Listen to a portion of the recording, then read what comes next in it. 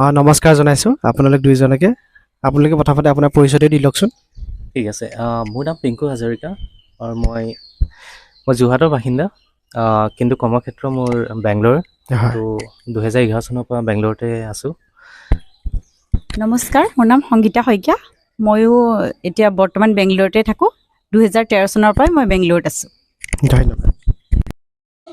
তো এজন অসমীয়া হিচাপে আপুনি অসমৰ বাহিৰত আছে। অসমৰ বাহিৰত থাকিলেতো আপোনাৰ অসমলৈ মনত পৰে। তো অসমৰ বস্তুখিনি আপুনি পাৰ্চেছ কৰিবৰ কাৰণে কেনেকৈ আপুনি পাৰ্চেছ কৰে আপোনাৰ বস্তুখিনি, যিখিনি লাগতিয়াল বস্তু?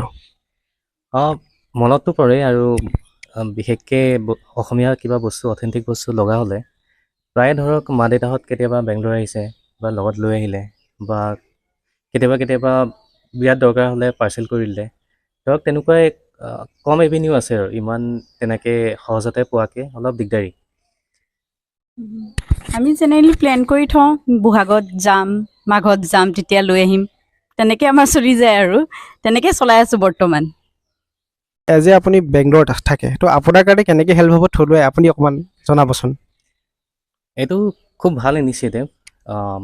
বেংগলোৰ বা ধৰক বেলেগ বাহিৰা ঠাইত থাকিলেও, অসমৰ বাহিৰত থাকিলে আমি যিখিনি বস্তু সহজতে নাপাওঁ, যদি এটা প্লেটফৰ্মত সেই গোটেইখিনি বস্তু একেলগে পোৱা যায়।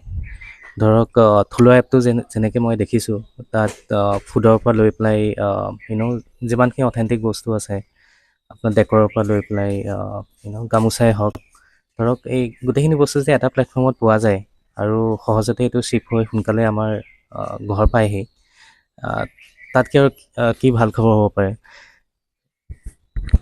সঁচাকৈ থলুৱা এটা বৰ সুন্দৰ পদক্ষেপ, আৰু বৰ সফল হওক ই যাতে আগলৈ।